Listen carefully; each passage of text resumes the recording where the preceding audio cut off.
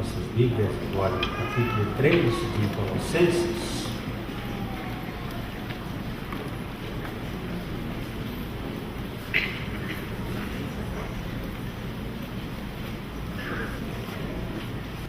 Colossenses 3, versos 5 a 11.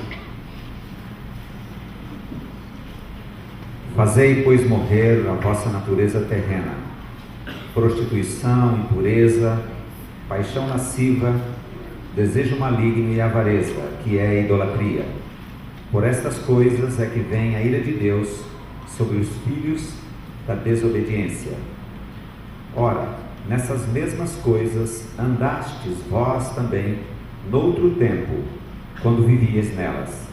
Agora, porém, despojai-vos igualmente de tudo: ira, indignação, maldade, maledicência, linguagem obscena do vosso falar. Não mentais uns aos outros, uma vez que vos despistes do velho homem com seus feitos, e vos vestistes do novo homem, que se refaz para o pleno conhecimento, segundo a imagem daquele que o criou, no qual não pode haver grego nem judeu, circuncisão nem incircuncisão, bárbaro, ceta, escravo, livre. Porém, Cristo é tudo em todos. Querido Pai, concede-nos a graça de sermos ministrados pelo Teu Santo Espírito, sermos tocados. Conquista a nossa mente, nossos corações, nossos ouvidos. Liberta o nosso ambiente das perturbações, daqueles que tentam conversar para prejudicar os outros. Livra-nos das setas do maligno. Fala conosco, meu Pai. Edifica a Tua igreja. Salva aqueles a que Tu tens escolhido por Tua misericórdia. Enche os nossos corações de profunda alegria, para que nós vivamos para a Tua glória.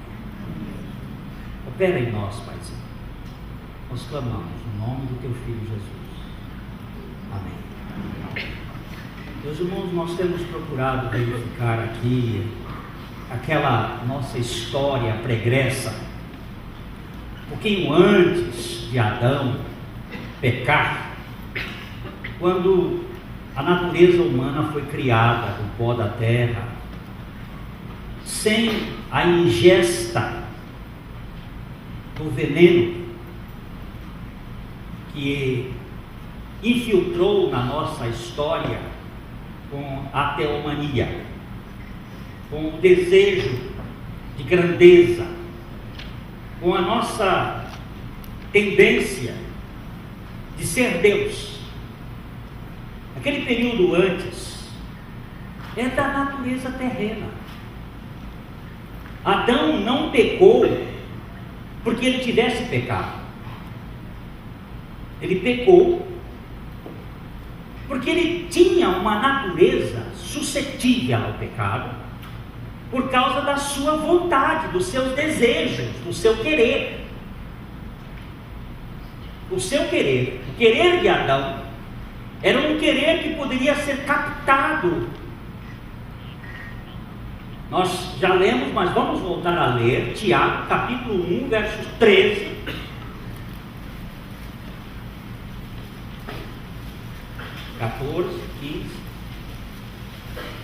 Tiago 1.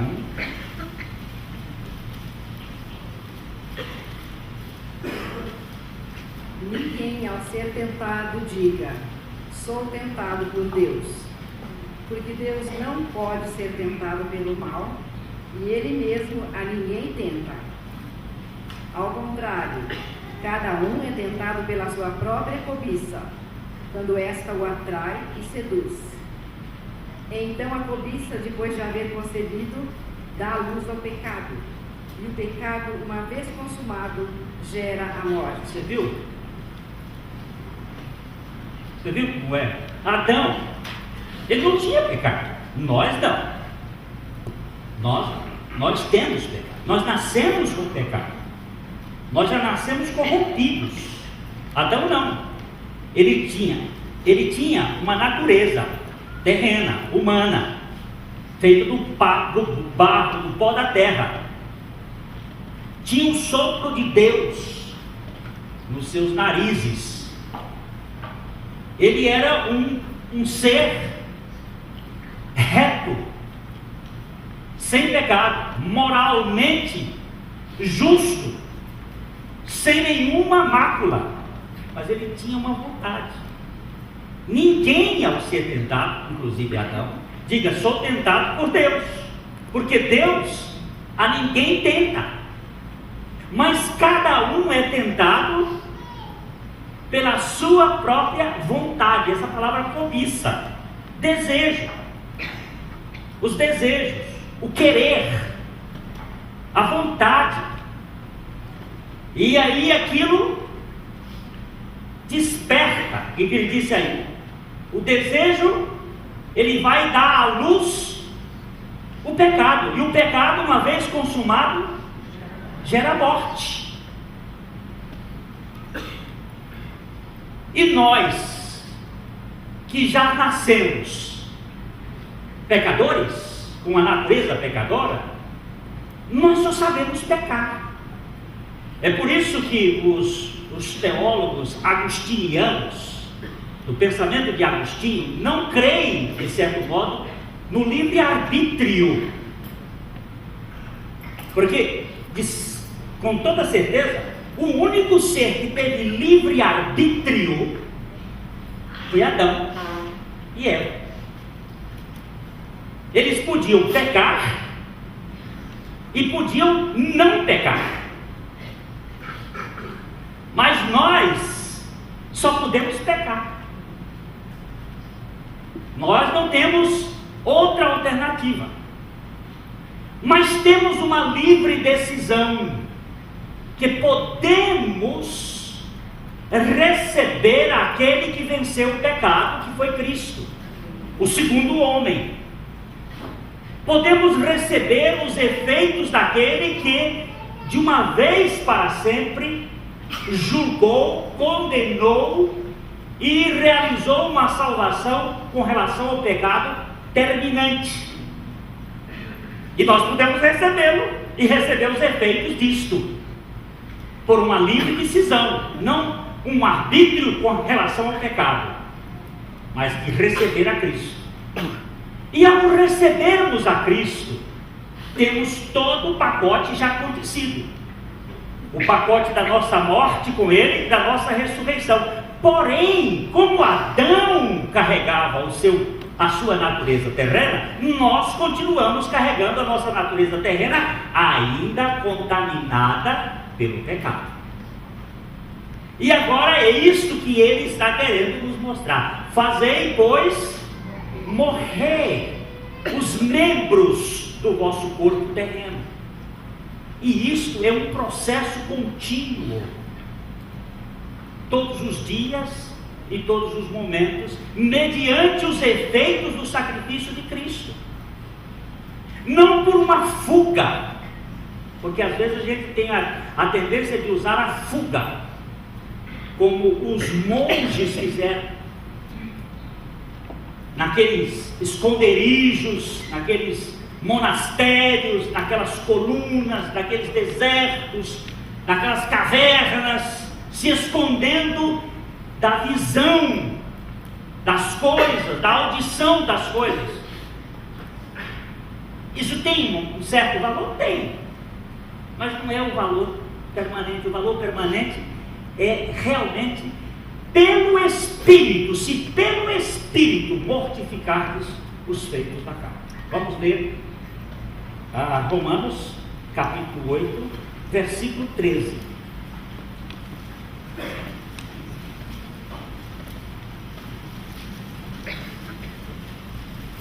Porque se viverdes segundo a carne, caminhais para a morte, Mas se, pelo Espírito, mortificardes os feitos do corpo, certamente vivereis. Se viverdes segundo a carne, morrereis. Mas se pelo Espírito, o Espírito de Deus, que já foi em nós implantado, mortificardes os feitos da carne, então vivereis. E isso é um processo contínuo. Nós, na tipologia, tivemos vendo que o Hermon é o lugar onde cai o orvalho, onde cai a neve, penetra pelo monte e desce pelo Jordão, e o Jordão é aquele que desce e desce e desce e desce até o Mar Morto. O Jordão é o crescimento espiritual, é aquele que corre descendo e que desce até a morte, que é esse o meu problema. Não vou dizer nosso agora, porque cada um é o meu problema. Eu preciso ganhar cada vez mais a dimensão do morrer de Cristo no meu viver diário. Por quê? Porque foi incutido na nossa natureza, lá no jardim, pelas serpentes, uma autonomia, uma atitude de elevação, ser como Deus, de arrogância, de grandeza. E eu não sei, eu sofro deste mal, o mal da visibilidade, o mal de não ser reconhecido, de precisar de cuidados, de querer ser importante, de querer ser o que eu vou usar, querer ser, de ter passarela, de ser um Gisele Bündchen,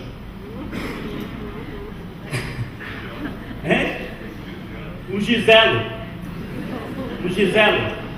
de ter o foco dos holofotes. Se você não sofre desse mal, meu irmão, louvado seja Deus. Eu vou até aplaudir, mas eu sofro dessa doença. Eu camuflo.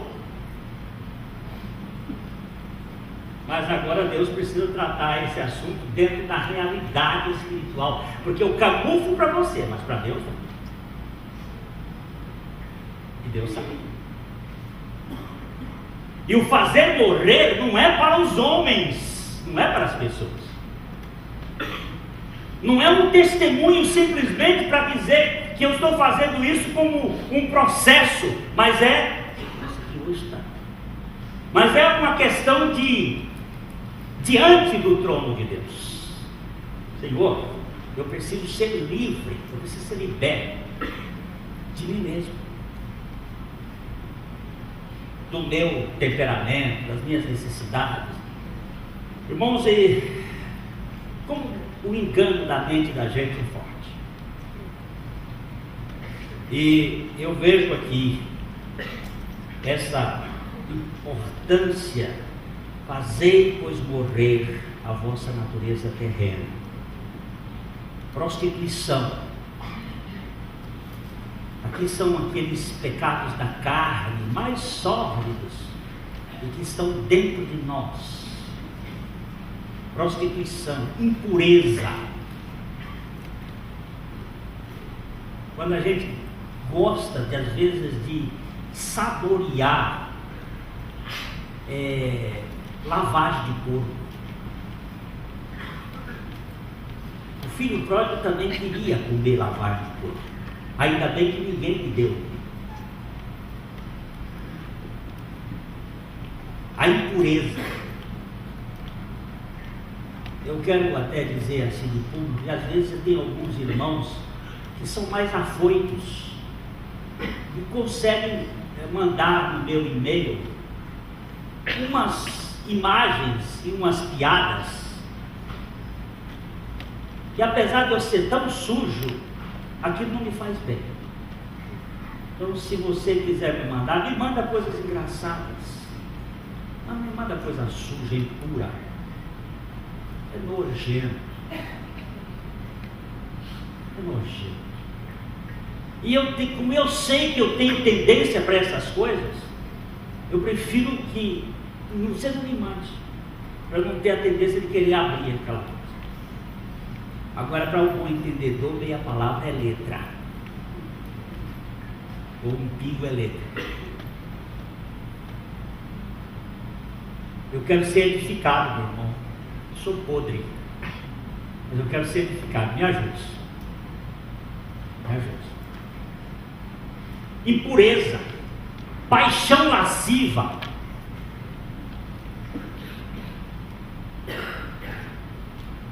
desejo maligno, avareza. As coisas são só pretas, mas nós já tratamos um pouquinho delas. Aí ele diz assim: por estas coisas vem a ira de Deus sobre os filhos da desobediência. Esses filhos da desobediência. E são, vamos ler Efésios capítulo 5. Efésios capítulo 5. Vamos dar uma olhada aqui nesse capítulo. Vamos começar com o verso 1. O que eu quero é o verso 5, 6, mas vamos começar com o verso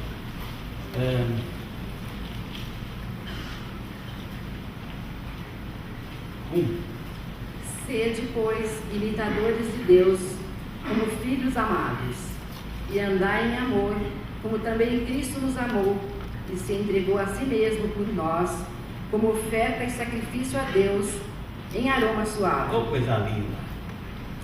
Sede, pois, imitadores, mas que padrão!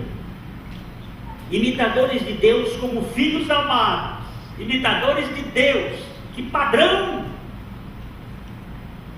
E aí ele diz andai em amor, como também Cristo nos amou e se entregou a si mesmo por nós, como oferta e sacrifício a Deus em aroma suave. Agora presta atenção nisso. 3. Mas a impudicícia e toda sorte de impurezas ou cobiça nem sequer se nomeia entre vós, como convém a O que santos. será impudicícia? Vocês já ouviram essa palavra? O que será impudicícia? O que será impudico? Tem nada a ver com pudim. Se é pudim, é de alguma coisa que é podre. O que é essa impudicícia?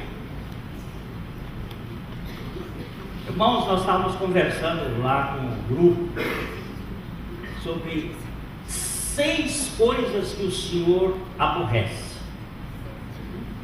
6 coisas. E a 7ª ele abomina. Tem 6 coisas que o Senhor aborrece. Depois você vai ver lá em Provérbios, capítulo 6, e vai descobrir lá 6 coisas que o Senhor aborrece. E a 7ª o Senhor abomina. Qual é? Hein? Aquele que provoca fofoca e contenda entre os irmãos.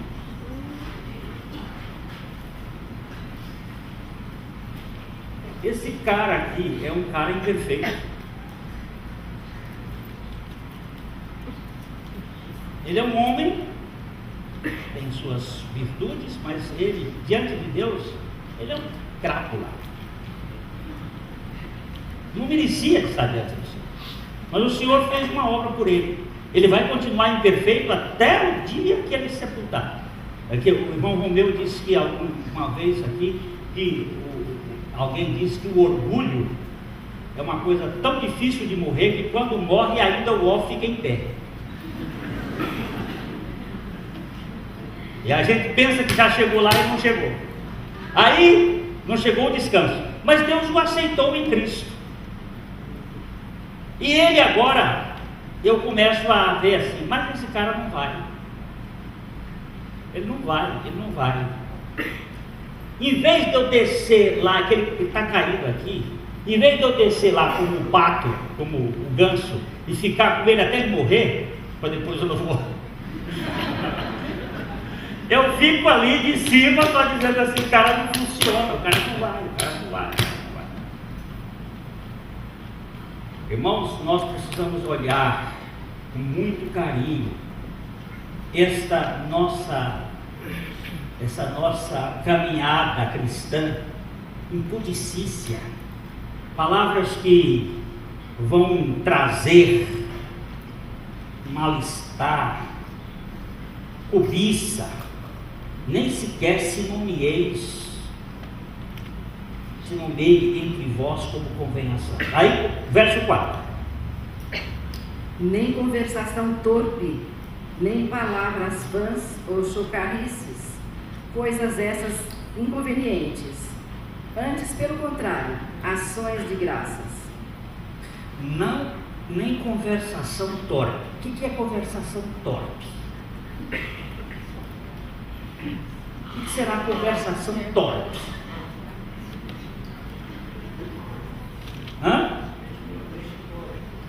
Aquela que tem um cheiro de peixe podre.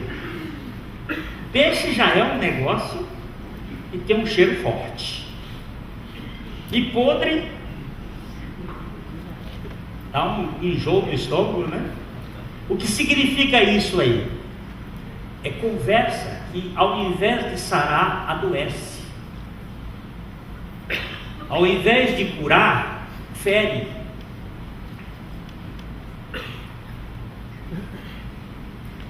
Ele contrasta isso com ações de graças.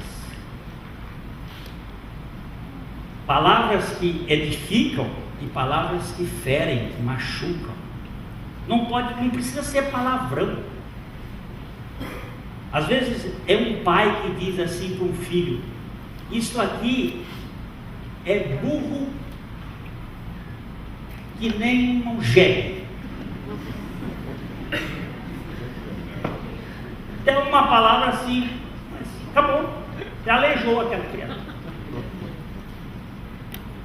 Quantas crianças hoje estão aleijadas emocionalmente porque nós pais tratamos com aquele presente de Deus que Ele nos deu e nós tratamos com tanto descuido, com tanto aí sofrendo. Hoje em dia nós vemos pais que não querem nem saber de filho. Vamos fazer um parêntese aqui.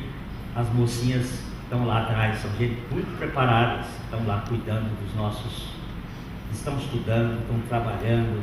Hoje, essa semana nós vimos aí a luta e alguns pais chegam aqui doentes demais, precisam ser curados. Sufoca a criança de uma tal maneira que ele não pode, ele fica lá junto, deixa com as meninas lá, deixa seu filho. Eles não vão entregar, não ser você, mas deixa, mas fica lá e fica implicando com um homem e uma mulher velha, implicando com o outro menino que deu um esbarrão. Deixa o menino brigar. Menino cresce na trombada. E nós também, na igreja, crescemos nos atritos. É importante que a gente tenha atrito, que tenha dificuldade, porque não vai existir crescimento sem atrito. Não vai haver maturidade sem atrito. Sem haver dificuldade, meu irmão, isso não existe. Quando alguém diz assim, mas na igreja está sendo muitos problemas, eu digo, aleluia. Eu quero ver uma igreja com problema. Por quê? Onde há problema, há manifestação da graça. Deus, para libertar essa pessoa. O Evangelho de Jesus Cristo é para gente problemático. Não é quando não há crise, não é quando há crise. Quanto mais crise, melhor. A presença de Deus está na crise, nas lutas. O povo de Deus caminhou debaixo de crise. Eu não vou produzir crise, não é para que eu produzir as crises que aparecem. Agora, irmãos, por favor, entenda. Essas palavras torpes, essas palavras vãs, essa chocarrice. O que é chocarrice? É aquilo que a galinha choca faz. Você sabe que a galinha choca neurotiza os pintos, porque ela fala a mesma sílaba o tempo todo.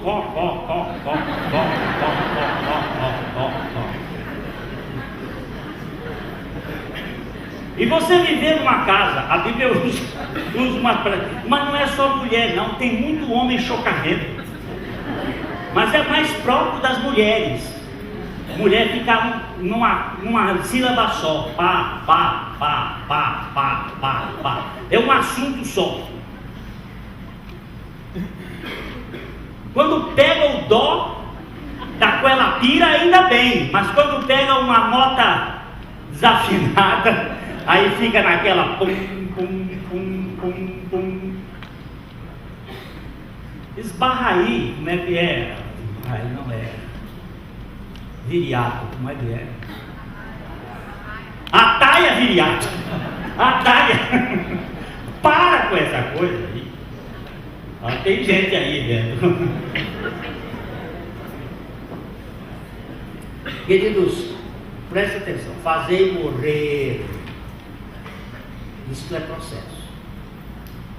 Isso é processo.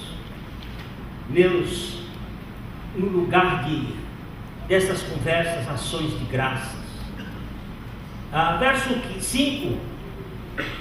Sabei, pois, isto: nenhum incontinente, ou impuro, ou avarento que é idólatra, tem herança no reino de Cristo e de Deus. E o 6. Ninguém vos engane com palavras vãs, porque por estas coisas vem a ira de Deus sobre os filhos da desobediência. Esses filhos da desobediência, a ira de Deus vai cair sobre esses filhos da desobediência.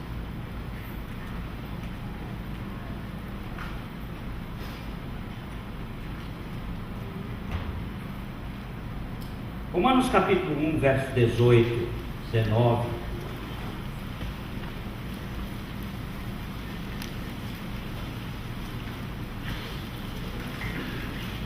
A ira de Deus se revela do céu contra toda impiedade e perversão dos homens, que detêm a verdade pela injustiça. Porquanto o que de Deus se pode conhecer é manifesto entre eles, porque Deus lhes manifestou. Tudo que Deus tem para revelar ao mundo da sua criação, Ele já revelou e está aí patente. Eu não tenho dúvida de que, já tenho falado isso, que meus filhos todos serão discípulos do Senhor, e que a paz dos meus filhos será abundante. Não tenho dúvida, porque a palavra de Deus está dizendo, e eu tenho várias evidências, mas o meu filho é muito racional, extremamente racional. Ele quer explicações. E ontem, por telefone, ele esteve conversando comigo e ele disse assim: pai, qual é a evidência da fé? Eu digo, a evidência da fé é que a fé não tem evidência. Porque se tiver evidência, deixa de ser fé. Vai ser uma realidade física, vai ser uma realidade científica, filosófica, qualquer outra coisa. A evidência da fé é que ela não tem evidência. A fé é o firme fundamento das coisas que se esperam e a convicção dos fatos que não se veem. A evidência da fé é que a fé não tem evidência. A evidência da fé é descrença. Exatamente. Quando você passa a crer, você acabou. A evidência da fé é a descrença. Agora, como é que a pessoa crê? Eu não sei. Eu sei que eu era cego e agora vejo. Foi isso que o homem disse. Eu não sei quem é ele, não sei. Sei que houve um momento. E agora, meus irmãos, Deus te revelou na natureza, na criação. Hoje nós estávamos lá no acampamento e eu olhava aquela beleza, aquela mata, aquelas flores, aquelas roseiras do mato, que chamam primavera. Eu olhava para lá e dizia assim: menina, estava abraçado com uma menina, nós víamos assim, eu disse: que coisa boa eu ter olhos para enxergar esse negócio, que coisa linda, ver a beleza do meu pai nessa criação. E eu me lembrei de um homem que ia num ônibus, e aí ele olhava uns patos num lago e dizia assim: que lindo! Aí ele passava, via uma montanha, que linda! Aí ele via lá um jardim, ele: que lindo! Aí o pessoal disse: rapaz, você acha tudo lindo? Ele disse: é que durante muitos anos eu era cego, mas um mês eu fiz uma cirurgia e estou vendo. Para ele tudo era lindo, mas nós acostumamos, nós perdemos aquela capacidade de nos extasiar. Nós perdemos isso. A gente olha uma flor e não se extasia mais. É comum. Olha só, como é que chama esse negócio aí? Crista de galo? Como é que chama? Não, esse aqui? Estrelícia. Estreliça. E, de novo. Estreliça. Pronto. Não é linda? Não é linda? Alguém disse assim: ornamentação é uma coisa que quando tem, pouca gente vê, mas quando não tem, todo mundo nota. Se você tirasse isso aqui, daqui a pouco ia ser, não dá pra alguma coisa. Mas quando tem assim, pouca gente dá uma olhadinha nisso aqui e vê a arte do artista que fez essa dobra aqui. Mas eu fico mais impressionado com a arte do Criador que fez isso aqui. Fazer morrer a natureza terrena é fazer morrer essa capacidade que eu fico olhando só para o meu umbigo e não vejo a grandeza de Deus nas coisas. Poder dizer assim: puxa, papai, o Senhor preparou isso tudo aqui para que os meus olhos pudessem contemplar e te adorar. O mel da abelha, né? O mel da abelha? Tem coisa mais abençoada. O homem tenta fazer e faz. Não faz. E a abelha do Piauí, então? Ele sabe que ele é piauiense, é o melhor mel do Brasil. Está todo sendo exportado para a França, os espanhóis. Você não sabe, mas eu estou dizendo.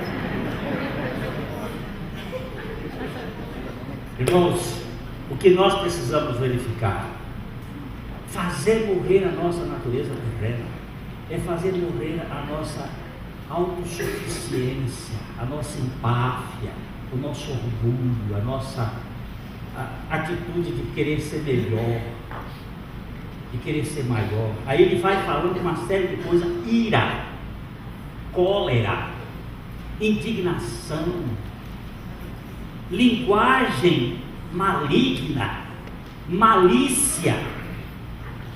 Isso refere a essa atitude de nós nos olharmos. O que é ira? Ira. Ontem aconteceu comigo, anteontem aconteceu comigo, ira. Quando eu ia subindo a rua, aqui a Avenida Higienópolis, indo para lá, descendo, né? Subindo, não descendo. Quando chega ali para entrar na Ademar de Barros, você tem que fazer uma, como é que chama? Deflexão. Uma pequena deflexão ali para você pegar o sinal que entra à esquerda. Nós paramos ali, a fila, aí vem um cara engraçadinho, aproveitador, e vem na frente do meu carro e eu...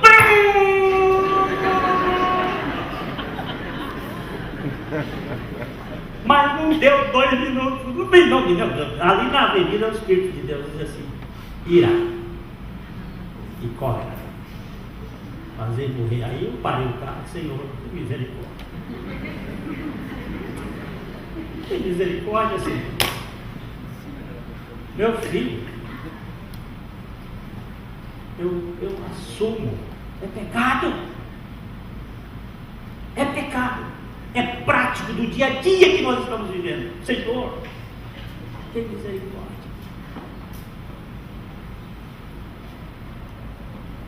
Ensinar a ele a dirigir, né, pastor? Ensinar a ele a dirigir, né? Ensinar, querendo ensinar a dirigir, querendo manobrar o mundo. A ira fica dentro da gente. Ela fica aqui dentro, inchando e manifestando aquela necessidade de controlar as coisas, de ter o comando, de impor a sua vontade. E aí, fazer morrer essa natureza. E ele está falando aqui no despojamento. Esse despojamento. Vamos só um pouquinho aqui.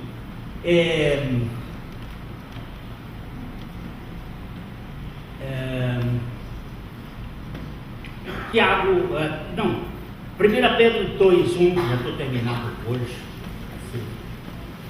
1 Pedro 2:1.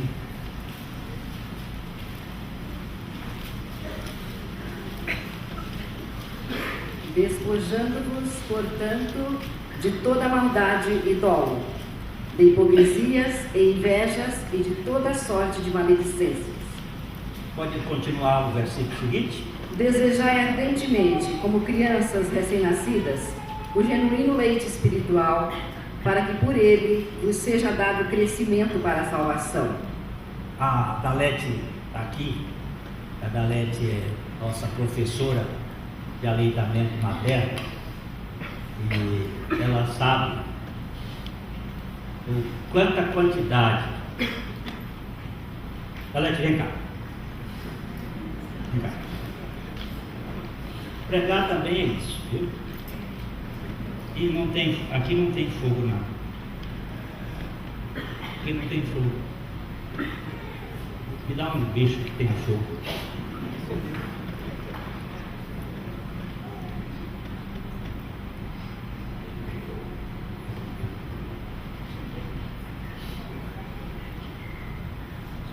Quantos elementos existem numa gota de leite materno? Hoje a gente conhece em torno de 380. 380 microelementos Numa gota de numa leite. gota de leite. É. Agora me conta uma coisa aqui. Quando a mãe pega um vírus, perdão, quando a criança... Deixa eu fazer. Eu não sou bom repórter. Quando a mãe tem uma infecção, ela transmite os antígenos, A mãe passa para o neném, quando ela fica grávida, nós temos uma memória no nosso intestino de todas as doenças que nós já temos, nós construímos para elas anticorpos. Né? E a gente grava nessas células, que chamam células de Peyer, uma memória que fica no intestino. Quando a mãe fica grávida, essa memória passa para a mama e vai pelo leite para o neném. Então, o leite da mãe protege o neném para todas as doenças que ela teve na vida, para todas as vacinas que ela já tomou. Se esse neném pega uma bactéria, um vírus de uma outra pessoa que não seja mãe, ele passa para a mãe na hora da mamada e a mãe em 4 horas desenvolve anticorpos e devolve para o neném na outra mamada, porque o recém-nascido não tem defesa, então é o leite que vai proteger. Você acha que quem inventou isso não é inteligente, não? Hã? Só para um detalhe. E aí ele diz assim, ó, despojando-vos. Despojando de quê? Lê de novo aí, Ruth, 2:1. Despojando-vos. 1 Pedro 2:1. Despojando-vos, portanto, de toda maldade e dolo. De toda maldade, meu irmão, e dolo. De toda maldade. Despojar é tirar do morto. já morreu. Eu já contei aqui que nós tivemos uma moça, que eu a conheci, a Raquel está aqui, a Raquel sabe da história, essa menina lá de Sertanópolis, que sofreu um acidente ali perto entre Assis e Ourinhos, acidente de carro, ela ia na sua BMW, com roupas de vison, para uma festa de bodas de ouro, sofreu um acidente, morreu, moça muito bonita. Quando chegaram lá, o marido dela foi identificar o corpo, ela estava coberta com jornais, e nem as roupas internas estavam sobre o seu corpo. Tinham roubado tudo. Tudo. Chama-se despojar. Eu não sei, Marinho, como é que é o crime nesses casos, mas na guerra não tem. Na guerra você chega lá, pegou o defunto, pode tirar o sapato dele, tirar o relógio, tirar o cordão de ouro que está lá, pode botar no bolso, carregar e levar e pronto. Agora, não sei aqui no mundo dos civilizados como é que é, mas na guerra é. Os civilizados levar em vivo, né? Passa para cá antes que eu te mate. Mas a lá é despojar. Aí ele está dizendo: despojai de tudo isto, o que? Maldade, malícia. Mas aí ele acrescenta: mas desejai como criança recém-nascida o genuíno leite espiritual. Esse genuíno leite espiritual que vai dar crescimento para a salvação. Nós precisamos levar as duas coisas muito seriamente: o nosso morrer, o nosso despojar e o nosso alimentar da suficiência de Cristo, enchendo a suficiência de Cristo, para que nós sejamos realentados na nossa vida espiritual. Que o Senhor nos conceda a graça de sermos simples, sermos mais ingênuos, no sentido real do termo, de buscarmos as coisas de Deus, não sermos enganados com a serpente, porque a serpente enganou a Eva com a sua astúcia e a nossa mente também. Eu vou dizer assim: tem um jogo do meu time de futebol, eu gosto, vai ter aqui em Londrina, e tem uma reunião de oração. Qual delas eu vou optar?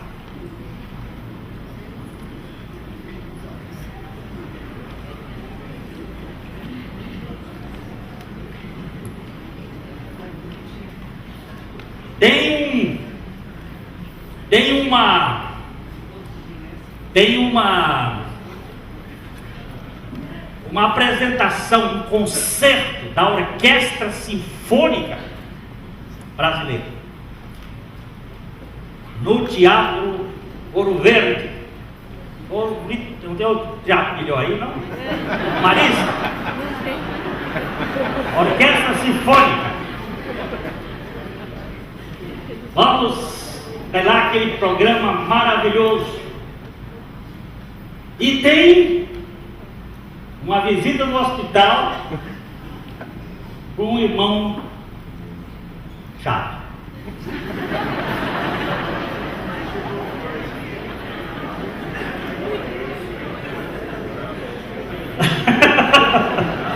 O que eu vou fazer?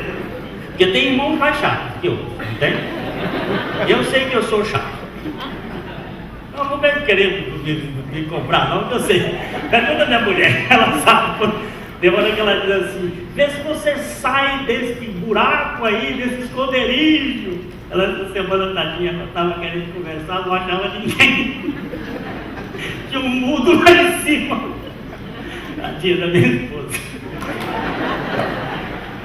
Ela sofre que sou cachorro de pobre. Mas qual deles eu vou? Olha só. chama-se... Eu gosto tanto de música clássica. Mas tem meu irmão lá. Ô Senhor, faça com que eu seja autêntico e prefira aquilo que tu preferes e busque aquilo que tu queres que eu busque. Estou falando de coisas práticas. Quarta-feira tem culto de oração ou culto de estudo bíblico. E tem o quê? Diga aí. Tem o jogo do Londrina quarta-feira. E tem a novela. E tem... O que eu opto? Não estou falando por dever, não, meu irmão, por favor. Não vamos falar de dever, por obrigação, por qualquer coisa assim, não. Isso é doente. Qual é o meu prazer? Qual é o meu deleite? Qual é a minha alegria? Senhor, eu preciso aprofundar esse poço aqui na comunhão e buscar, andar. Olha, Deus está fazendo umas coisinhas comigo, tão cedo. Andar. Sabe, a minha esposa tem sido uma bênção para mim. E ela às vezes diz assim: você fala com as pessoas, você não olha no olho das pessoas. Pode começar a trabalhar. Olha no olho do cara. Oi, amigo, você tá bom? Aí, vamos conversar. Ela diz: você não olha, você parece que está agoniado. Eu boto andar lá aqui no fogo. Hoje não tem nada. E ela fica assim. Mas isso é uma bênção. Isso é uma bênção. Aquele que corrige, que exorta, que ajuda. Dói. Eu não gosto, do ponto de vista eu não gosto, mas é importante. Quando eu cometo um erro de português, ela chega e diz: me ajuda. Porque eu sou ruim em português. Aliás, eu sou ruim, já estou cometendo tem aquela história do coronel lá do Piauí. Foi meu professor lá.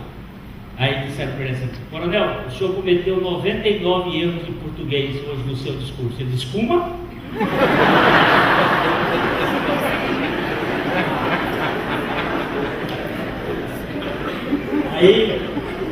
Aí já viu, né?